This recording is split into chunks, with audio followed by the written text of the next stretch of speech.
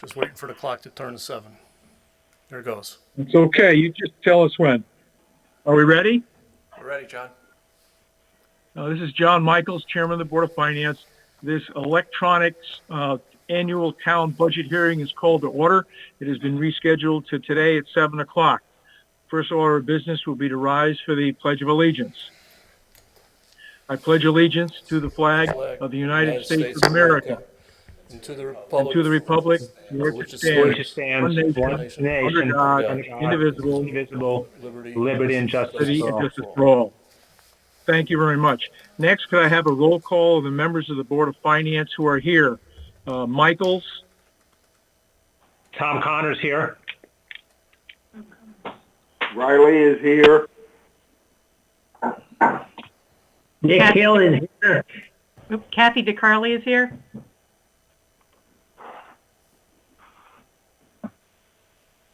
I heard Dick Hill. That looks like about it. We have a quorum. What we're going to do today is turn the schedule and the presentation over to Dan Colton, the town fiscal officer, who is at the town hall with Betsy from the selectman's office, and they will control what we see on the screen and Dan's presentation. So Dan, it's all yours. Thanks, John. Welcome, everyone. And just want to remind everyone that this is a hearing, so any questions or comments, please present them. But before you do that, please state your name and be recognized before you make your comment. So, in looking at the municipal budget, I got a list of this.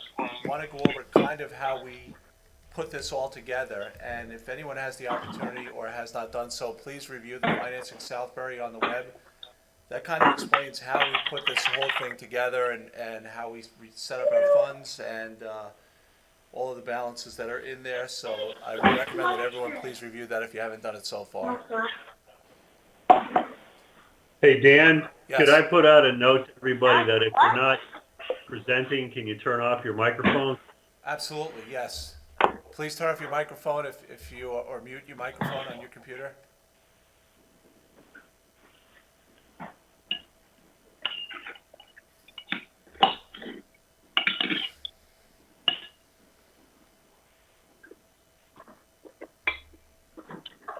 Okay, so as we started to look at the budget that was approved by the Board of Selectmen, Board of Selectmen approved a budget of $22,738,079.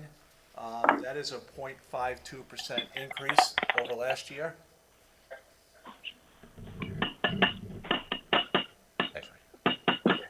Somebody's still not muted. Did you mute it? That's you.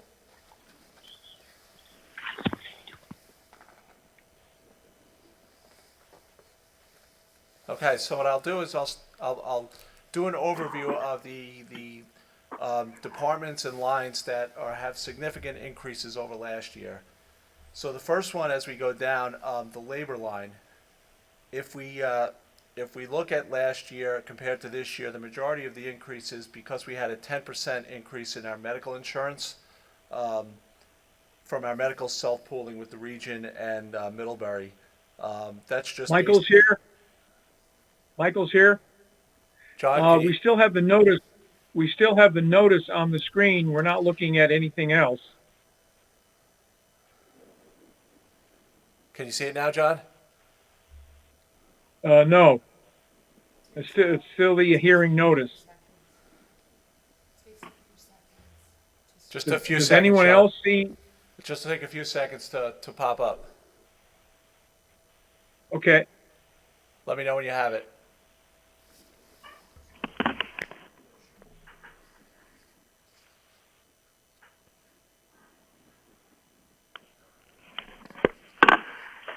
I do not have it. Does anyone else have something on their screen other than the No, notice? I still only have the notice. I do not have it either.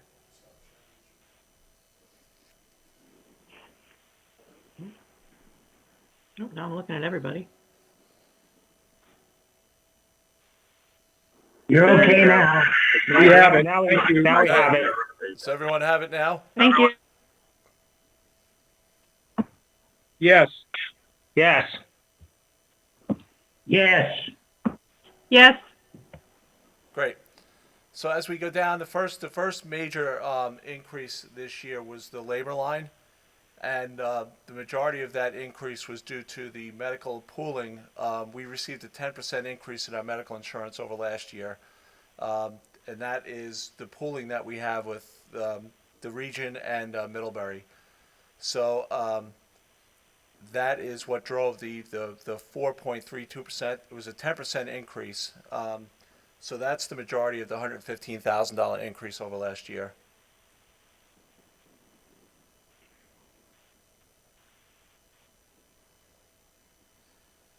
So as we scroll down, the next largest increase is with the tax collector's office. The tax collector's office is increasing this year because they are we are using a different collection agency, and we are seeing a significant increase in our tax collections. So the increase for next year in their expenditure line is offset by an increase in their revenue line that we're anticipating. Their collection rates have increased significantly over last year.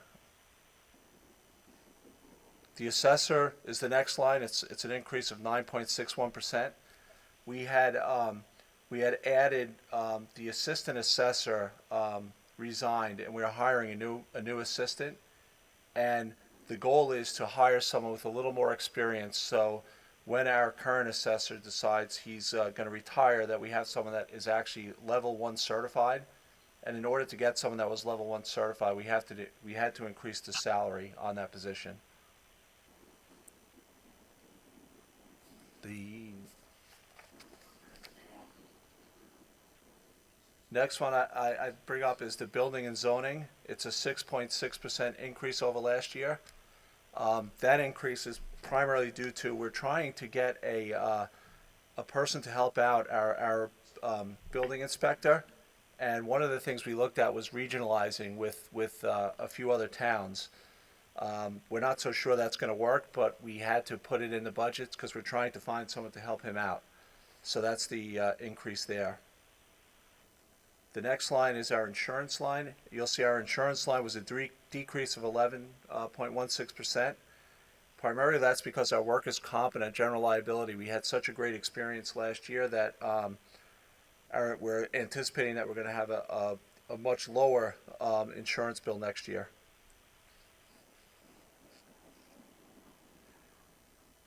The next line is economic development. As everyone knows, we hired a full-time economic development director, and part of the bringing him on was his increase in salary to have a full-time person, but also the ideas of marketing and advertising that he's bringing to the town to sell the town of Southbury. So that's the majority of that increase there. The fire department, that was just basically last year when we budgeted the fire department, we didn't budget for, or was missed, was the undercarriage cleaning of the trucks, which is about $10,000. The majority of the increase is just basic, their departmental increases, and we work with them to get that to where it is right now. It's a 6% increase. The next biggest line is the emergency management department. We have in the budget a full-time emergency management director. That's a $61,500 increase over last year of 267%. With everything that's going on right now, I think everyone can understand why we put that position in the budget. For tree services, there's a 19% decrease, and that decrease is due to we have to do the ash treatment every 2 years. So we did the ash treatment this fiscal year. We won't have to do it next fiscal year.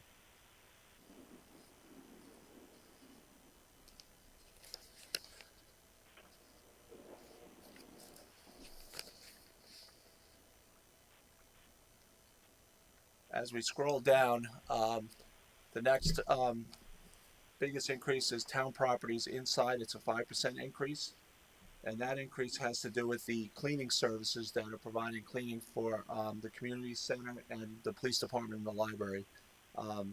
Last year we had an individual doing the community center, we just found it was better to have this service come in and do it, and they're doing a really good job, and everyone seems happy with it, so we included them in the budget this year.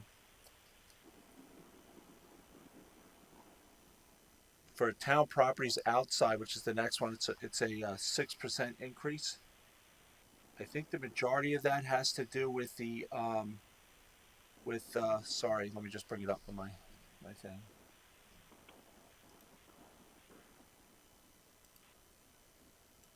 It's mostly due for the salaries of the weekend park, so we can have someone come in and take care of the bathrooms at Settlers and Community Park. So we can have actually someone come in and take care of that on the weekends and make sure that we don't experience what happened in the past. The next big one is solid waste. Solid waste, the majority of that has to do with how we haul our recycles and our hauling. We had an increase in recycling hauling from, I believe, $86 last year to $110 next fiscal year. So that's the majority of that increase in that budget line.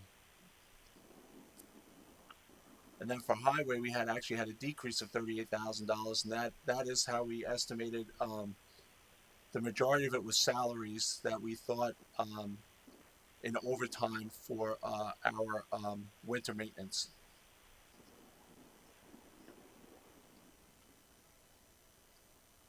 For the reserve funds, we have an increase of $185,000.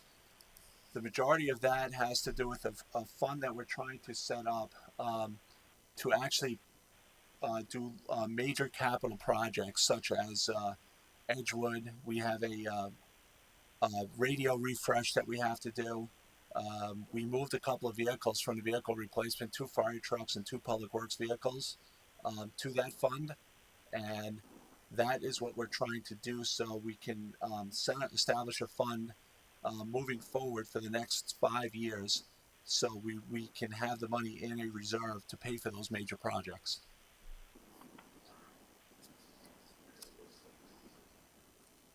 For the roads program, we actually looked at the roads and bridge program, and we found areas, because of the work that's been done on the roads, our experience is actually 14.6, I believe, right now.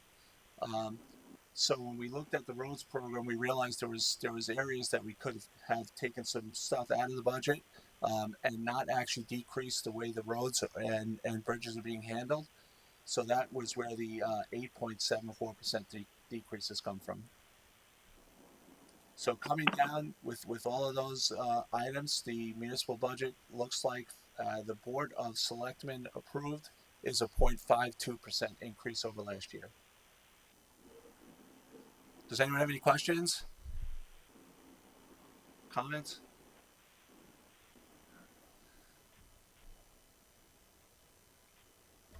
Please remember to. Yeah, this Dick Hill, I guess later on the evening, we'll be talking about that new capital reserve where there's the increase, right? We will, yes. And as we looked at this even further, Dick, after the Board of Selectmen approved, we found other areas that I'd like to bring up tonight with the Board of Finance as well. One of which is that capital fund and the roads. Okay.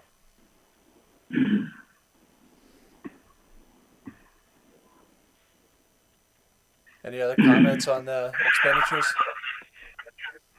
Let me just bring up one other. We had a pretty good sized increase in our medical. We did, and Dick. that's because, and we had one of the people went over the 100,000, and so there was a question what we might do about that in the future to try to keep away from that sort of risk liability. Yeah, how the medical pool works, Dick, sorry. Is your mic on? How the medical pool works, Dick, is we have basically, we self-insure every employee up to $175,000. So that's the deductible for each employee. As employees reach that, then the insurance kicks in.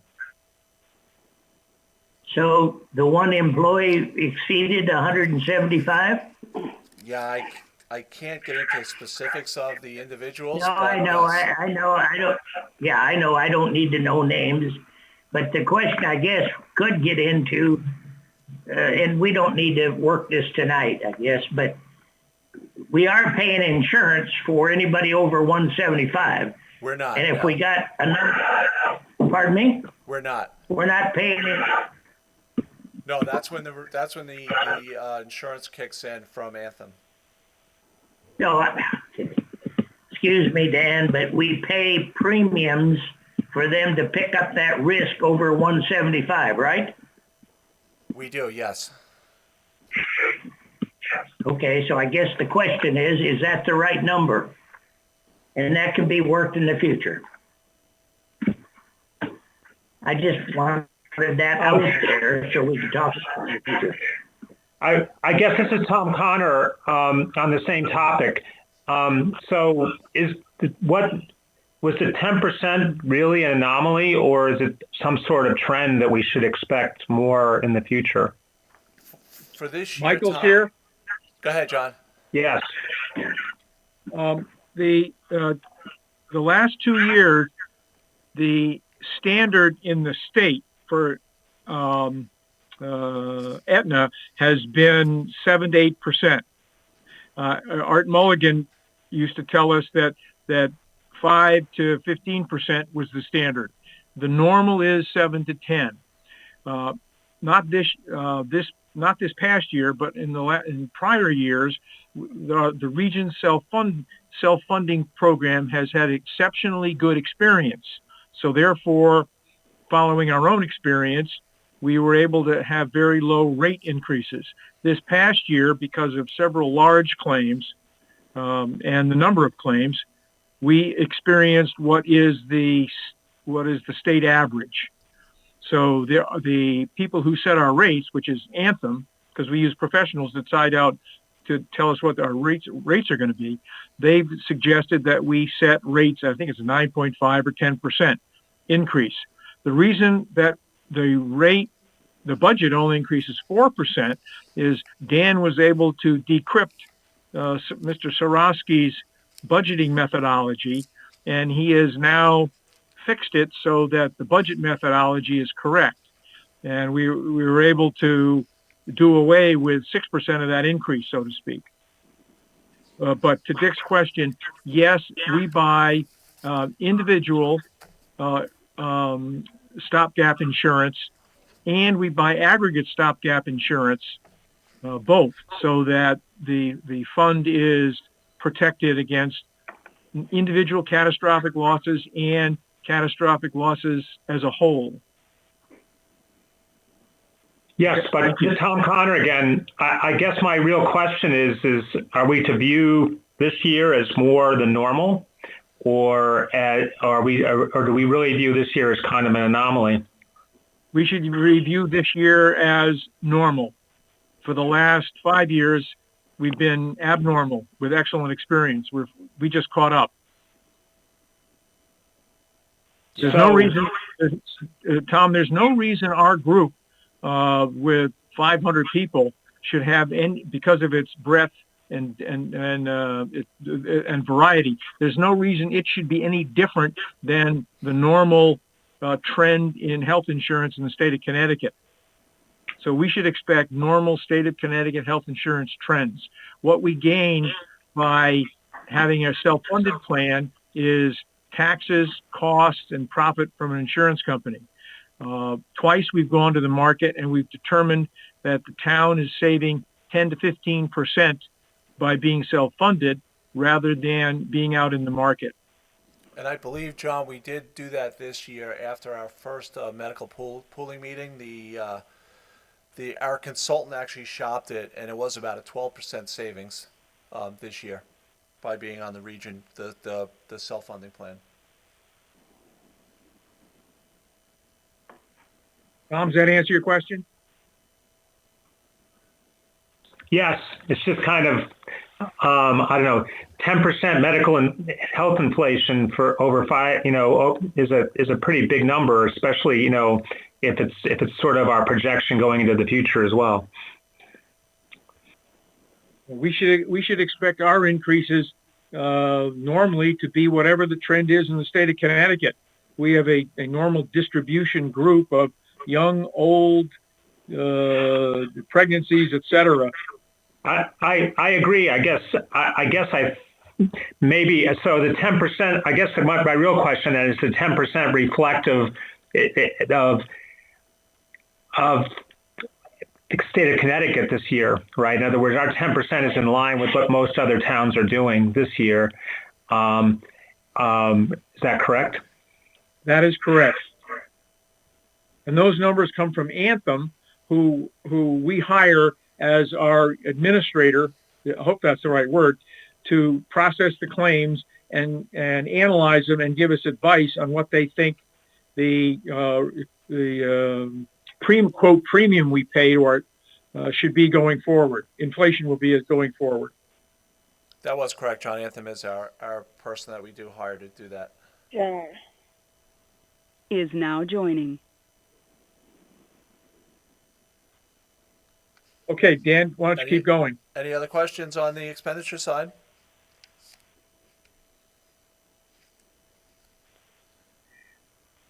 So this is the capital budget that we put together. The left-hand column are the items that the department heads had requested. The ones in the middle are the ones that were approved by the Board of Selectmen meeting. So we have a couple of items: the police radar trailer, Settlers Park. They want to put a fence and railing to kind of protect the grass area to prevent people from parking. At Ballantyne, we want to replace the swing set with an expression swing, which is a little more modern swing. It's kind of like a two-person swing, and that was a request by Park and Rec. I believe Ray in IT had a request. Betsy, can we just scroll up on this one? That's okay, sorry. Of $20,000, which is a one-time fee to upgrade the assessor database, which I believe we have to do sooner rather than later to upgrade the system. Any questions on the capital?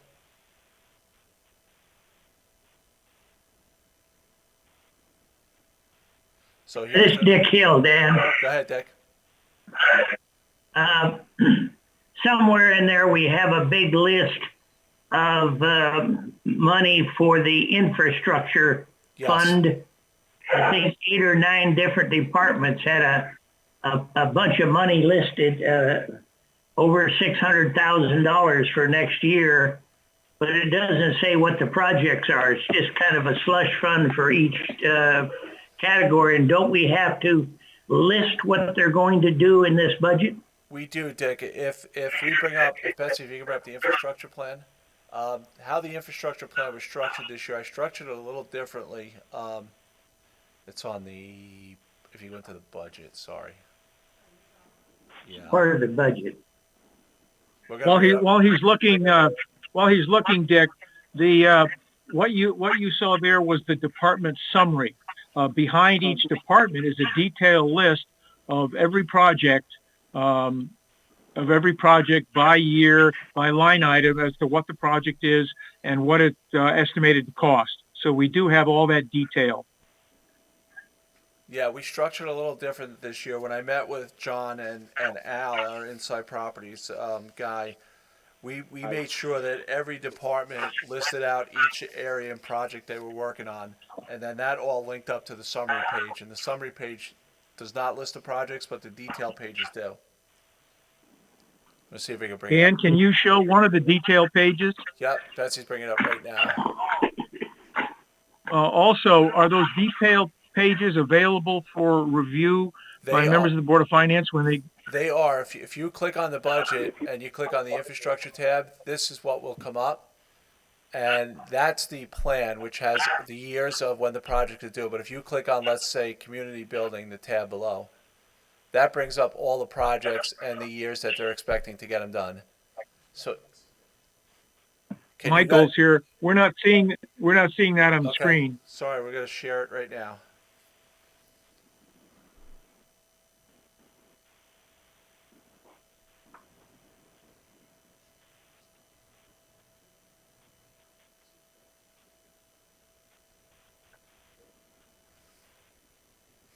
So if you're seeing there is, if you click the tab that says plan. So Dick, this is probably what you're seeing. This is the plan each year.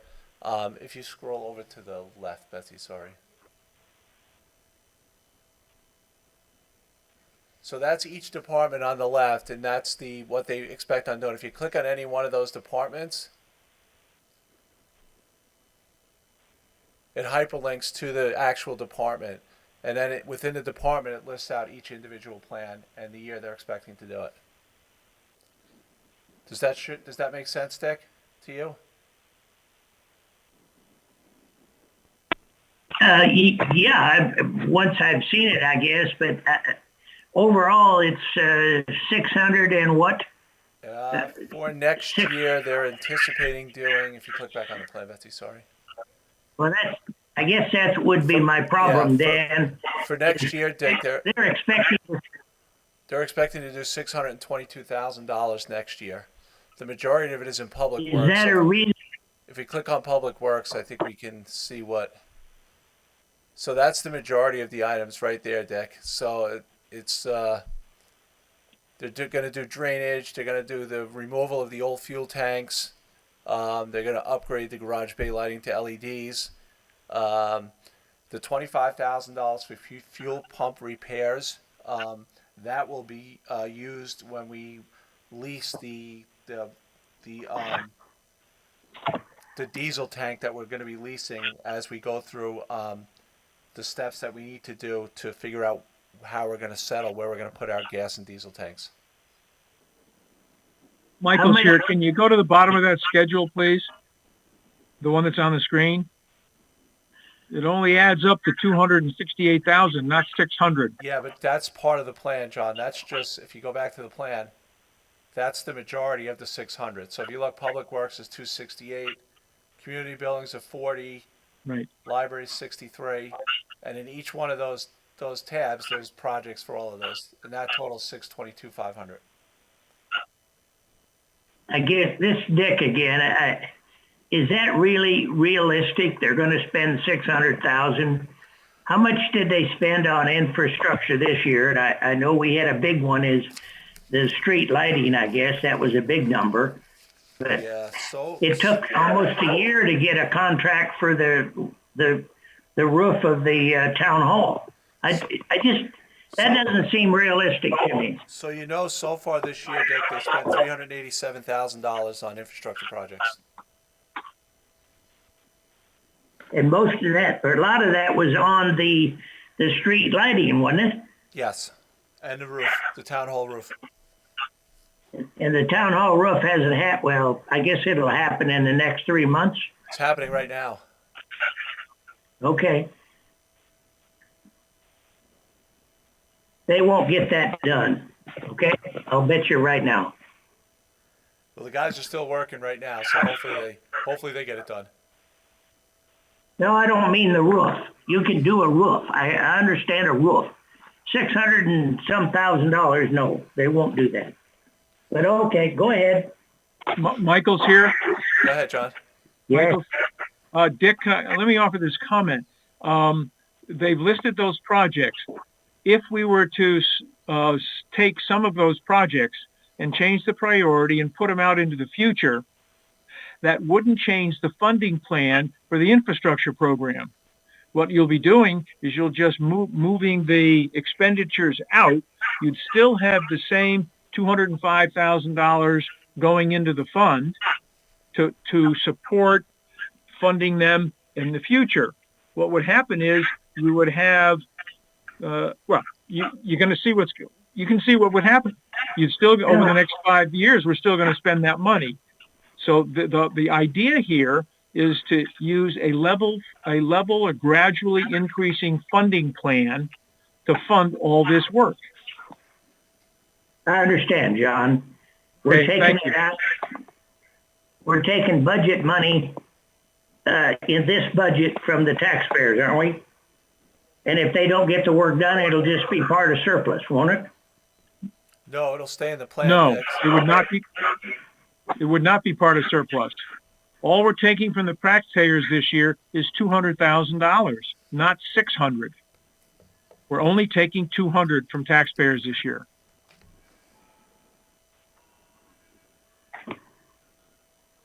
Okay, go on. Any other questions on the expenditures portion?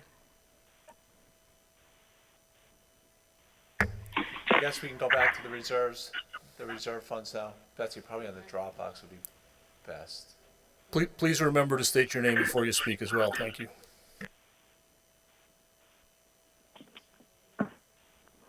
It's right there.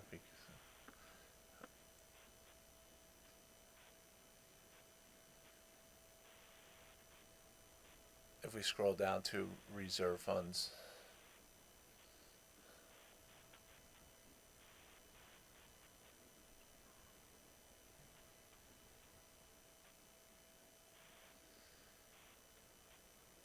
So for the reserve funds, everything was the same as last year. We're reserving. This is Dick. There's nothing on the board. Sorry, Dick, it's coming up.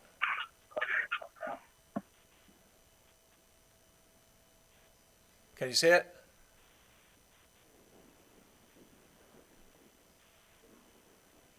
Can you see it there now, Dick? No, is anybody else got it on their screen? Michael's here. Yes, I had it on mine, Dick. Yeah, I can see it. There it is. I got it now. I got it now. Okay, good. So Betsy, if we can just scroll to the left on the sheet. So these are the reserve funds that we have established. The only new one on here is the major projects debt servicing, and that's for the major projects that we had talked about earlier, like the purchase of Edgewood, the radio refresh, which we are still not locked down on the exact cost of that because there's different options that we're finding out we can use. We also put in 2 fire trucks and 2 public works vehicles in there. Michael's here. Go ahead, John. Dan, could you show the major projects tab? Yep. If we just click on it's on the yep, there it is. So this is the So this what- is go ahead, John, sorry. Go ahead and explain it. So this is the project that we set up, and what we're doing really is we're taking money from that was already earmarked last year. So for last year we earmarked $1.2 million for the pool, not knowing what the actual costs were going to be for the pool. We earmarked $1.2 million for radio refresh to communications upgrade. When we looked at year end, we looked at our FEMA, what we were going to get back from FEMA. We were hearing that we were not going to get back our full FEMA reimbursement. It ended up we did get back the full FEMA reimbursement. So there's an additional $480,000 that went into undesignated. And then the other difference was what we estimated the surplus to be last year as opposed to what it actually was. So that was $1.9 million. So all of those items come to $4,780,000 that is in our undesignated reserve fund. What we want to do is we want to pull that and create a fund for these major projects. And also to add to that fund, we found areas that we could potentially save and add to that fund, one of which was the roads that we talked about. The contingency, when I looked at the contingency, every year we do not spend the $200,000 in contingency that we budgeted. So as I did an analysis, we were spending somewhere between 100 and 120. So I felt 150 probably was a good amount to put in for contingency. So there was 50,000 there. And our insurance, since our experience rating seems to be getting better every year, we had an $80,000 savings this year, but I had estimated we could take 50 of that savings and put it into this fund. So that creates a fund balance as of today of $4,970,000, of which below you could see, if we could scroll down a little bit, these are the projects that we're estimating that we are going to do with that. So for Edgewood, which we're going to have 2 public information sessions on Edgewood, one on April 1st and one on April 6th. So hopefully we will get the word out on that, but I just want to let everyone know we're having that. So for Edgewood, we had put together $2,100,000, which is $2 million to purchase the property, and $100,000 for closing costs, and basically a little bit in there to do the whatever little things we have to do, like resurfacing the courts and things like that. $1.4 million was the number that we got from Norcom, who is the people that maintain our radios at the PD, that they thought for the refresh that's what it would cost. But we're finding out that there's different options, so we don't know if we're going to go with the Norcom system or not. And we had a meeting with Chris Grillo and Don Antilla last week about this, and we're still hammering down what the exact number is going to be, but it's going to be somewhere around $1.4 million. It could be a little higher, it could be a little less. We have 2 fire trucks that were on the vehicle replacement plan. We pulled those off and put them here, and that reduced the vehicle replacement over years. And then we also had 2 public works vehicles that we put on here. Same thing, we pulled them off the vehicle replacement plan, so it reduced the amount that we would have to put into vehicle replacement. So if we follow this plan, in 5 years, we will have paid down and paid off all of these items without having to bond, and it will leave a balance of about $43,000 that we'll put back into the general fund.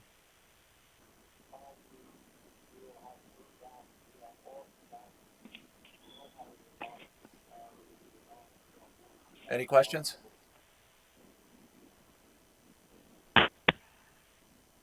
That's Dick Hill. I guess I got the questions. Go ahead, Dick. We got an undesignated of 4.78 million, and I think everybody ought to notice we had a surplus of $3.4 million this last year, right? We did, Dick. Part of that was the ECS money we got from the state was more than we had anticipated. Right. Anyway, it was a very large surplus, and with 4.78, if we did do the pool and the radios, we would still have 1.4 million left. And then those, you refer to fire trucks. They're trucks for the fire department, but they're water trucks. They're not fire trucks. And we had them in the long-term vehicle replacement, didn't we? We did, yes, Dick. And so we took them out of there. Now, if we just go with the undesignated and the 2 big items, we'd still have considerable money left without having to put in $190,000 a year. And then our surpluses are always big enough. We could buy a water truck out of the surplus every year. I just don't see why we would have pulled all those vehicles out of the vehicle replacement fund and put money like this aside. Now, I personally would have liked to seen us get something done on River Road where we know what that might cost. And then I know we're still not finished with what we might do with the radios.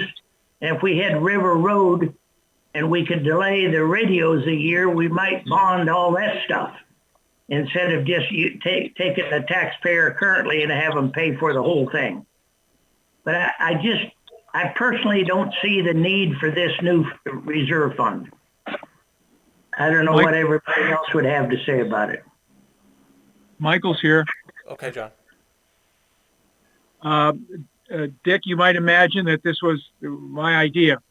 In order to keep the let me say it different way. Dan did a deep scrub into the vehicle replacement reserve. Dan's been here at a year and a half now, Dan? Yes. And he finally got a chance to look at what the prior fiscal office had done. And he had to make major changes in it. In order to keep the increases in the annual taxpayer money to fund the vehicle replacements to a minimum, we had the opportunity to take these 4 vehicles out and pay for them with principally the cash we have on hand at the beginning of the year, along with the one-time savings from the roads, the contingency, and the budget. So I suggested to Dan that we do this. And what it means is all these projects would get done with the money on hand plus the $190,000 in 4 years. Plus, we don't have to increase the money that goes into the vehicle replacement fund. So, and as far as River Road is concerned, when we look at the details of the road budget, I think you'll find that not this coming year, but for the next 3 years after that, there's hundreds of thousands of dollars going into River Road for engineering and whatever. We'll get into that in the future. But the future road program envisions spending an awful lot of money on River Road engineering and work. So that is how this thing came into being, what the rationale was, how it protects increases in cost in replacement, how in replacing vehicles, how it uses a one-time windfall in the surplus to pay for these one-time in 20, 50-year projects.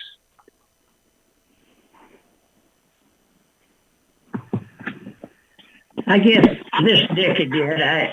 One of the things that, of course, we went to, 2 or 3 years ago, we said we're going to consider bonding anything over $1,000 or $1 million. I can understand why we need to take care of Edgewood if we agree to buy it. But the radios and the $200,000 is in there for River Road this year, specifically to study what it might cost to do that road.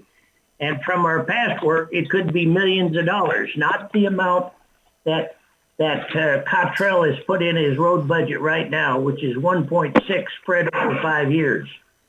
And so one thing that we're not doing is we're saying, well, we've already decided not to bond these two, at least one or more of the big projects.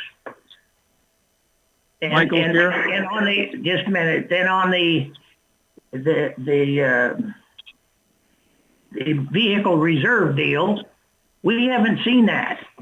Now, I thought that was done by you 2 or 3 years ago. You said you took a big look at it and redid all that.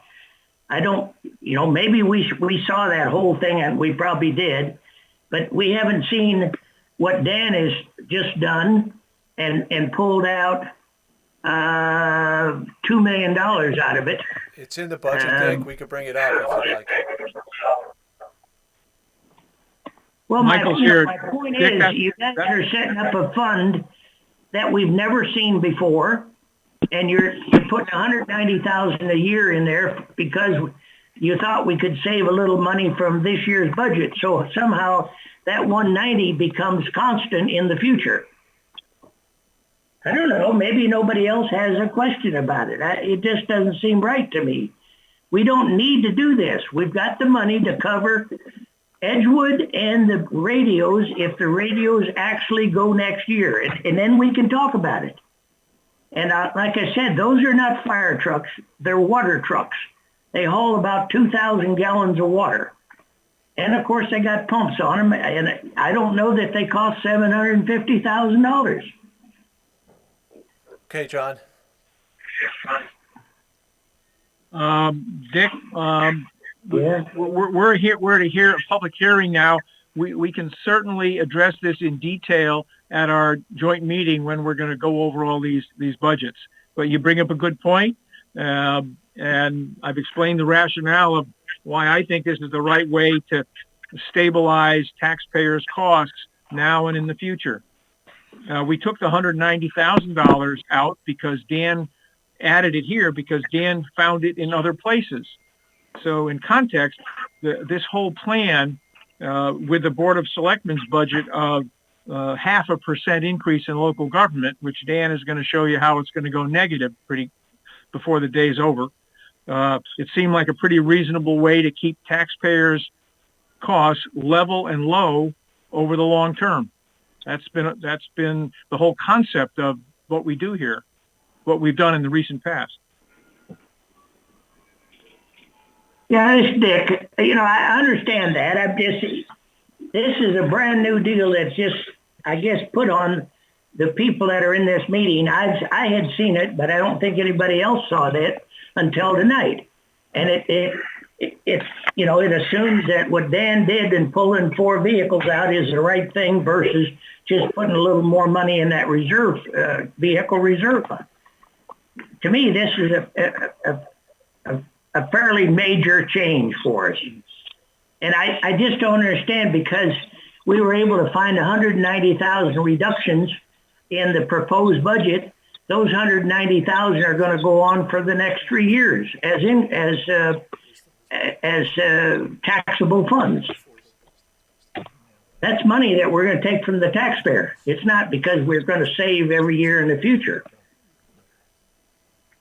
Anyway, I don't know if anybody else has got anything to say about it or not, but I just don't think it's right. Okay? Michael's here. Why don't we table this for now? And in 2 weeks, when we meet with the Board of Selectmen, we'll take it up again. And members of the Board of Finance can look at it, call Dan, ask him about it, and ask him about it. So we really should go on here, if you guys don't mind. Okay, and John, in my telex that I sent about the budget, I did suggest we visit with the police over the radio system, since it's not clear exactly what they're going to do, and if they have to use both the local and the state system, and then has it been bid? I guess I've heard before there's only one party that's involved with it, but I think we ought to have some further discussion with them as to the timing of it.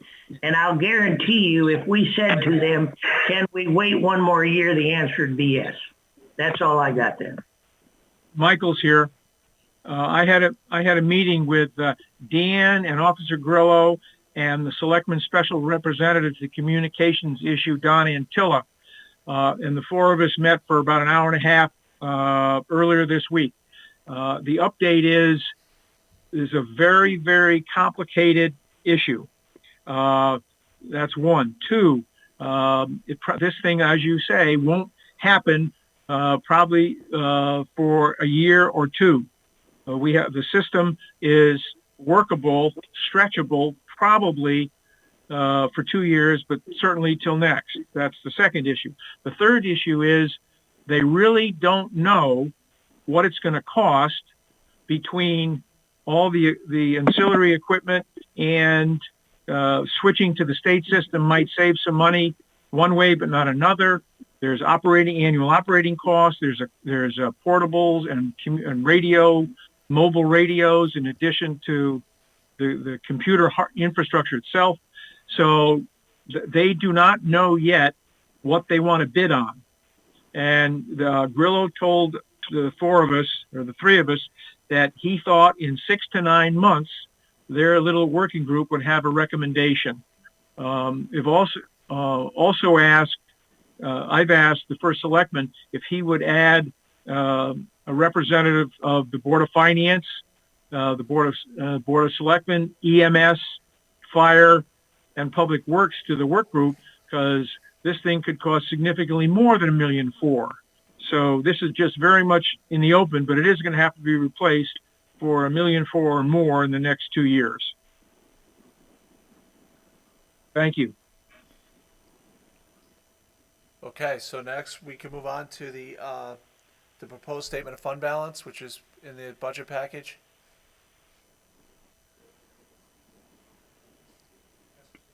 Can you guys see the? This Dick, what did you say? I'm sorry. Repeat. We're bringing up the proposed statement of fund balance right now.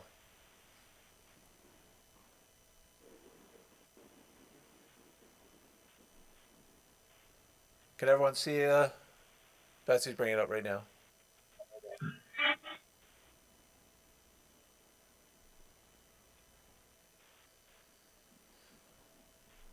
So if everyone can see the screen now with the proposed statement of fund balance.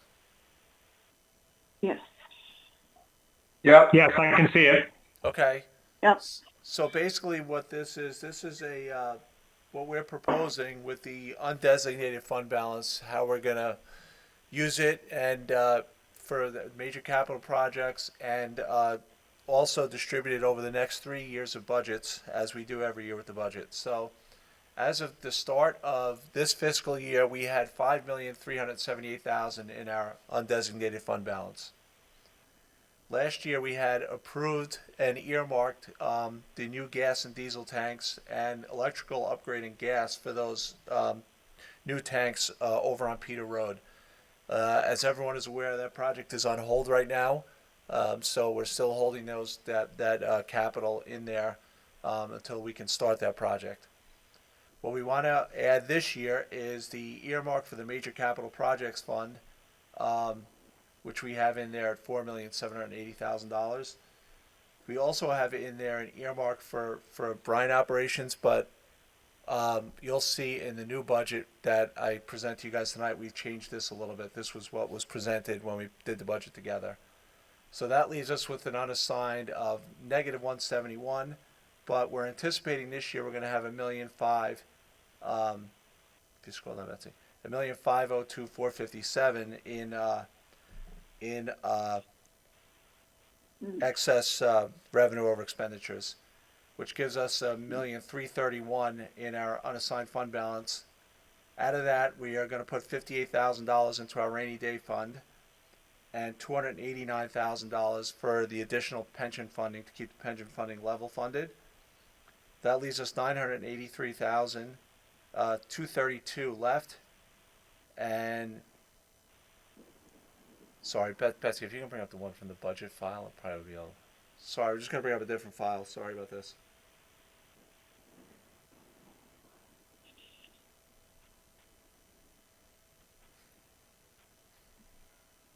In the consolidated budget.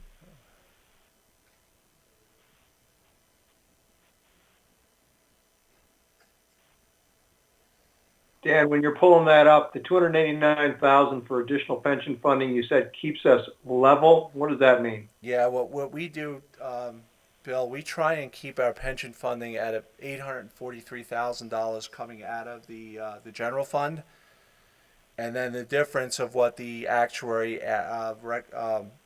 recommends we fund for the pension, and the 843 is the 289.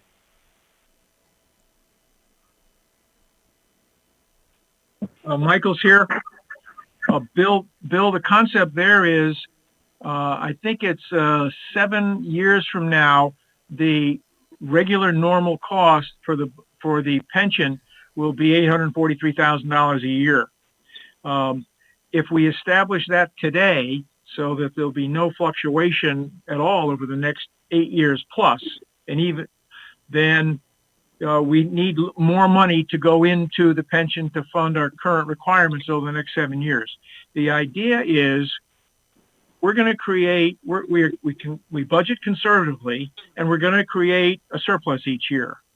Rather than having the annual amount go into the budget of the full $1 million+ to fund what we're supposed to put in, we're going to keep 835 in and take the difference out of a conservative surplus each year. That way we don't have to add to taxpayers' costs $0.1 to pay what we're supposed to pay into the pension. That's the idea. And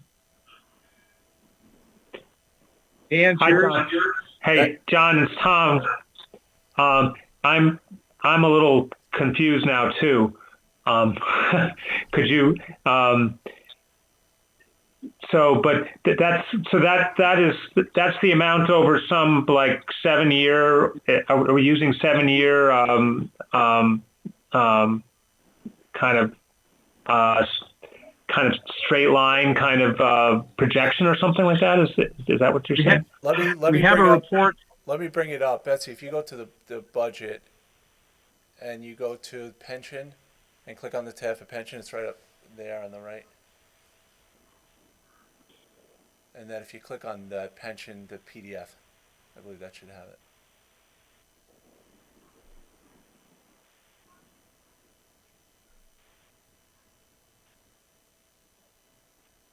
This is the report we get from the actuaries every year that develops these two numbers, what the level funding amount is and what the difference we take out of the our annual surplus, if any. So if you see down, we take 843 from the general fund, and the 289, which is fiscal year 2021, is what we would take from the undesignated reserve. Our funding should be $1,132,000.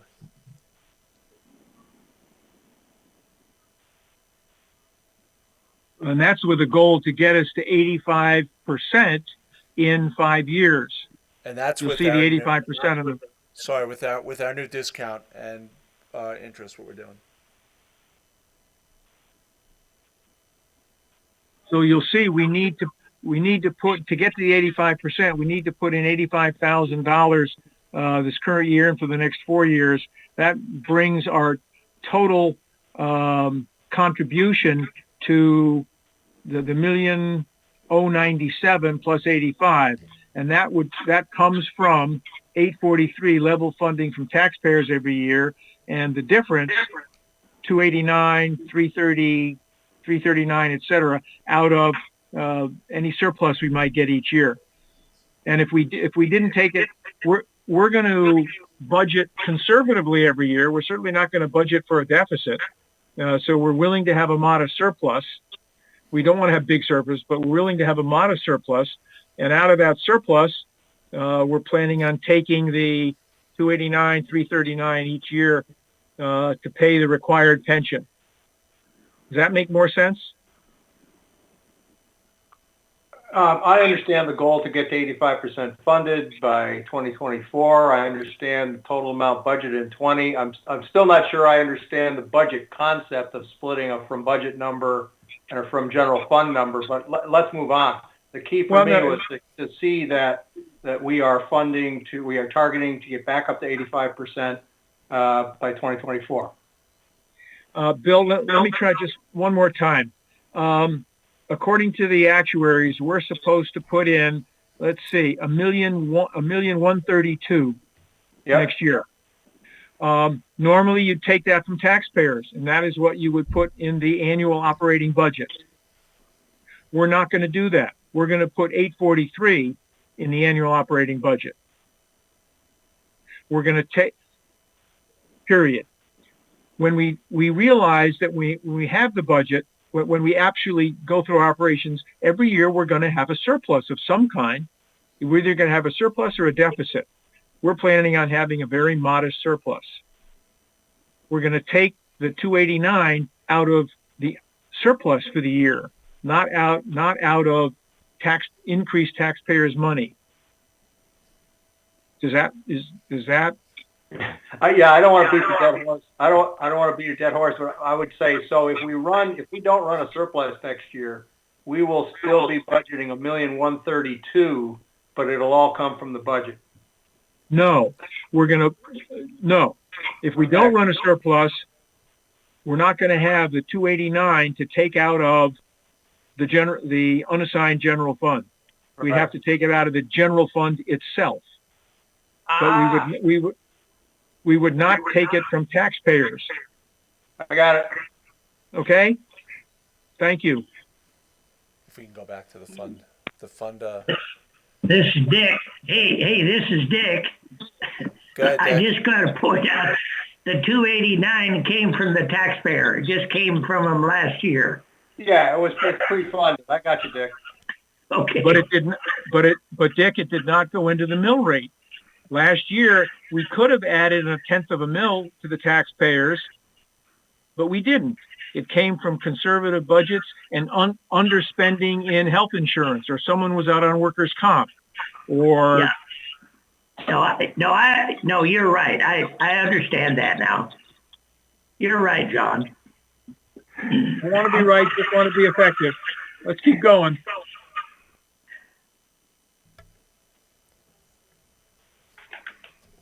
Does everyone see the fund balance sheet on the screen? Yep. Michael's, yeah. So Yeah, I see it. after we contribute to the rainy day fund to keep that at 7.5% of our total budget, if you scroll down, Betsy, we're estimating we will have an undesignated fund balance of $1,312,783, of which we are going to distribute that over the next 3 years. We're going to take 50% into revenue of this year's budget, 33.33% in 2022, sorry, and 218,841 in 2023.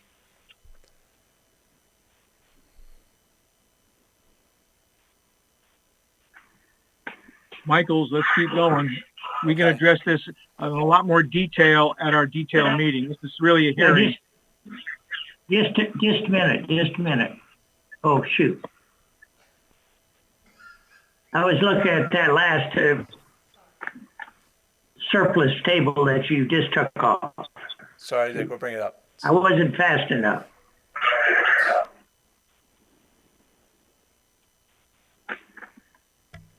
There it is, Dick. Let's see, we're working on the 2021 budget, right? Yep, the dates. And I need to okay, change, so you're saying, I need to change the dates there. well, that's what I thought. It's Yeah. 656 going for this budget, isn't it? It will if you go into So the the revenue. year, Yep, if we click on the revenue tab, if you scroll now down, just a minute. you'll see the 656 in the fund balance. So the dates were just wrong on the left. Yes, Is that right? that's correct. Okay, I thought so. Okay.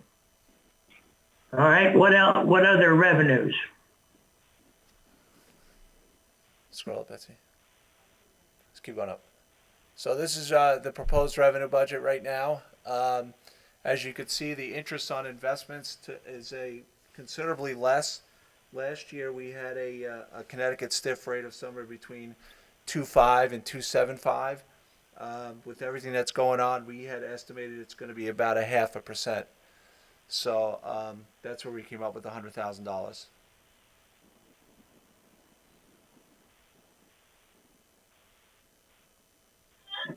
It is what it is.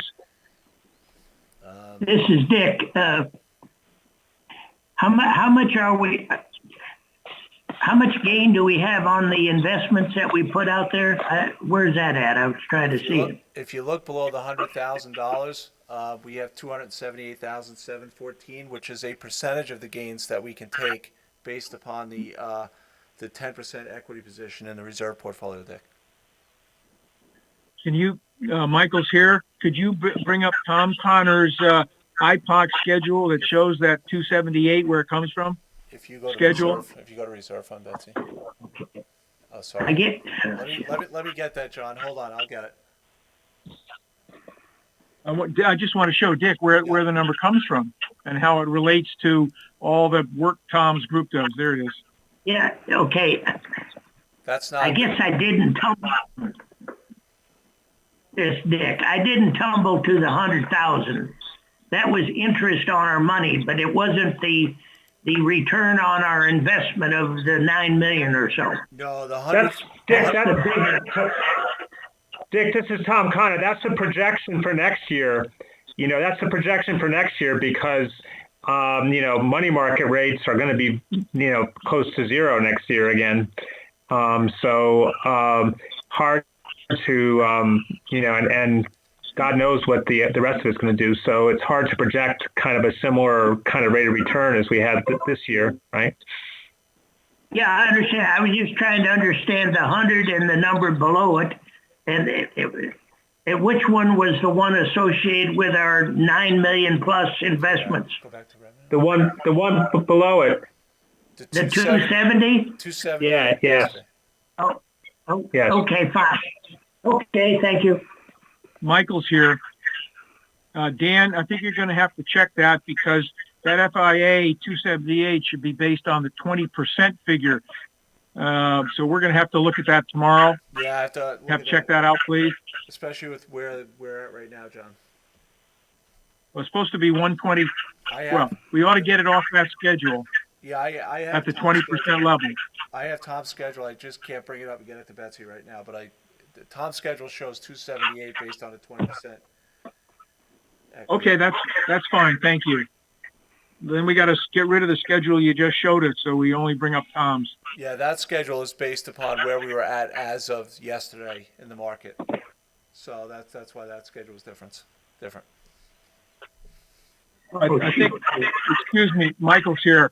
I think we decided last year that we would pick a fixed date, like December 31st, and live with it.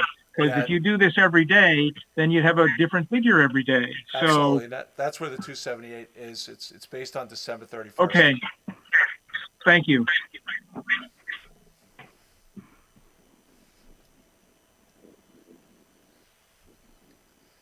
So any other questions on the revenue or expenditures? Just a minute, hold. Shit.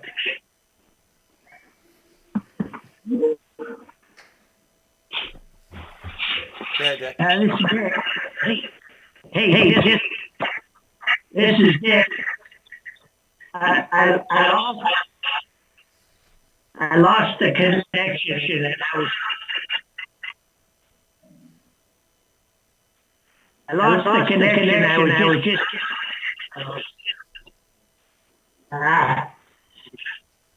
damn it.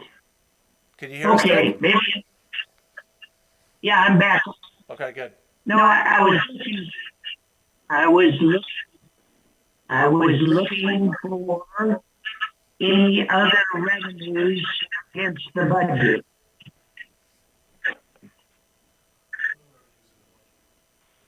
So other revenues in the budget are based on the right-hand column is what I'm projecting that we'll take in this year. 62,522,675 is property taxes. Motor vehicle supplement is 600,000. Prior year's taxes of 450. Nothing major. The only major difference was the interest on investments. Everything else we're kind of estimating will be the same, except the surplus drawdown is slightly different. What about, this is Dick again, what about the negative revenue? I'm sorry, Dick, I can't understand it. The negative revenue, Dick, is when we go to the mill rate sheet. So Betsy, if you click on the mill rate sheet, if you scroll up. Okay. So Dick, if you see up top right. there, we're estimating taxes of 62,522,000, and we have a negative revenue of $250,000, which makes our estimated tax collection of 62,272,675.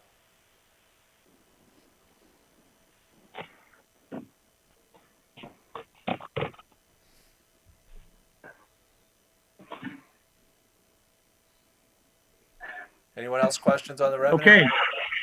Yeah, So as everyone Dan? knows, I'm sorry. Dan, John Riley. Hey, John. Just a quick question about the fees. Yes. We learned at the last meeting that a lot of the building fees and the permit fees and so forth have not even been looked at for some 20 years. And have we, and I noticed this year what we got is a decrease in that. Is there any possibility we can get a comparative review of that done in time to increase those fees for last year instead of showing a decrease here? I mean, it shouldn't be too hard for somebody to start calling, the building guys to start calling other towns and find out what they do, because if we haven't even looked at them in 20 years, it's time to do that. Michael's here. John, I think we committed to absolutely doing that at our last meeting, and I'm sure, I hope Dan has told the Board of Selectmen that they want that done. That would have, the fee schedule would have to be changed by a vote of the Board of Selectmen, and they would have to get the results of all the research and do their et cetera. And the chances of that happening in the next 2 weeks before we have our meeting on the 13th of April to set the mill rate, is somewhere between 0 and none on a timing basis, unless we want to guesstimate somehow that the building fees are going to be 20% more and then we'll just put the money in. And if the Board of Selectmen doesn't vote it, well, then we might have a problem. So the timing is, in 3 weeks, it's an awful short time to expect that could be done on a thoughtful basis. Okay, it's probably not going to be material, but I just want to make sure that project moves forward. We will, John. The only thing we have right now that's kind of holding us back is where we have town hall locked out, so we're not having any of our interns come in to work on these type of projects right now. Okay. Any other questions on the revenue?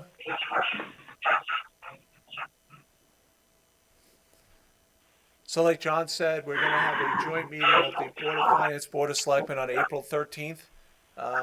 We had it scheduled for the 6th, but we needed to push it back just based on timing of everything. And also we're going to do a public information meeting on Edgewood on April 6th. So we pushed back the joint Board of Finance, Board of Selectmen meeting till the 13th. Michael's here. This is a hearing, and I understand a member of the public has submitted a question. Dan, do you have that question? We do. So Betsy has just brought it up. We had received one question through my email, which we had put down to if anyone had any questions. And the question was, has the board ever considered decreasing taxes? There always seems to be a built-in increase every year. Where is the fiscal responsibility to the constituents? Is this truly democracy at work? Let me try. Michael's here. Let me try to give an answer to that. On average, over the last 10 years, the cost of local government in Southbury has increased on an average 1.6%. Given that 2/3 of the cost of local government is labor and fringe benefit, half is labor and fringe benefits, which increase maybe by inflation. I think the board has felt that 1.6 isn't a bad result. That's one. Two, this year we're probably going to see the increase in local government certainly no more than 0.5%, and maybe even less, with some things that Dan is going to be working on over the next 2 weeks. That's two. Three, local government is only 1/3 of the taxes that are raised. The school system sends us the bill for the school taxes, which have been significantly greater than 1.5% a year over the last 10 years. This coming year, they're going to be 3.56%. So we certainly are trying to be fiscally responsible. We've got a 1.6% over the last 10-year average increase, and the school budget is 2/3 of what we have to raise by taxes. So I would like to think we are being fiscally responsible. So that is how I would answer that question to that constituent. Dan, is there anything else we're supposed to be doing here tonight? I think that was it, John. If no one has any other questions, the only thing I would ask, if any members have any questions, please email me to financedirector@southbury-ct.gov. Also, Dan, would you put out a invitation to all the members of the Board of Finance for the hearing for the pool committee when they have their first public hearing, so we can hear what they have to say? I will do that. The first meeting of the pool committee will be April 1st, and then we are having another one on April 6th. So I'll send out invites to members of the Board of Finance and Board of Selectmen for those meetings. Thank you. And if anyone in the Board of Finance wants to have on our meeting on the 13th, our joint meeting electronically, regrettably, with the Board of Selectmen, if anything you want, again, please ask Dan so we can be ready to address it. And with that, this town hearing is, if there's no other business, which is appropriate. Yes, Dick? Sorry, Dick. Hey, would you Go ahead, Dick. show us? Hey, show us I don't know why. Is your computer on mute, Dick? Or your speaker? Can you turn your speakers down a little bit, Dick? No, I don't. What is the total budget? Oh, I haven't seen the bottom line. I'm sorry, Dick. I can't hear you. Can you turn down your speakers just a little bit? No, I don't. Is it better? Better. Excuse me, Dick. If somebody's watching the stream on the YouTube channel, you should please stop doing that or mute it. Close Nope. that speaker. Nobody's doing that.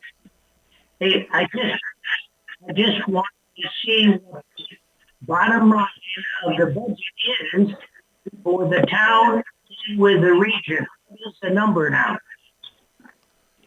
You want to know the region, the town and the region combined, Dick? Is that what First you're the at?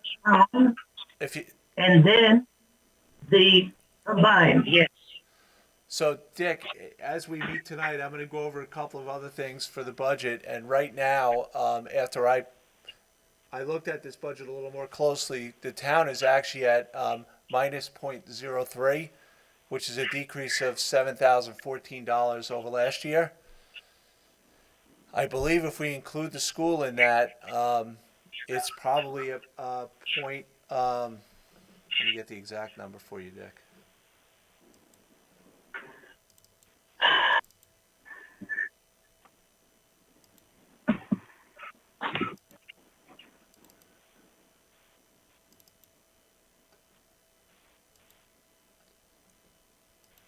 Dick, if we keep the budget as is and the school puts their budget as proposed, the town and school increase will be 0.93.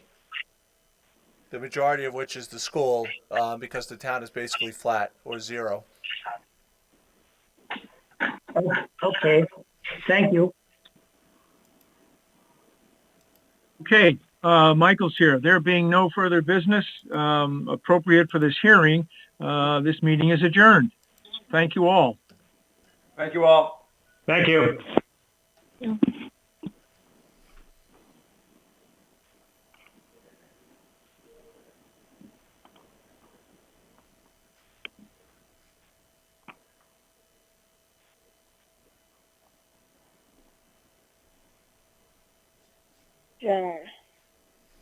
Is now exiting.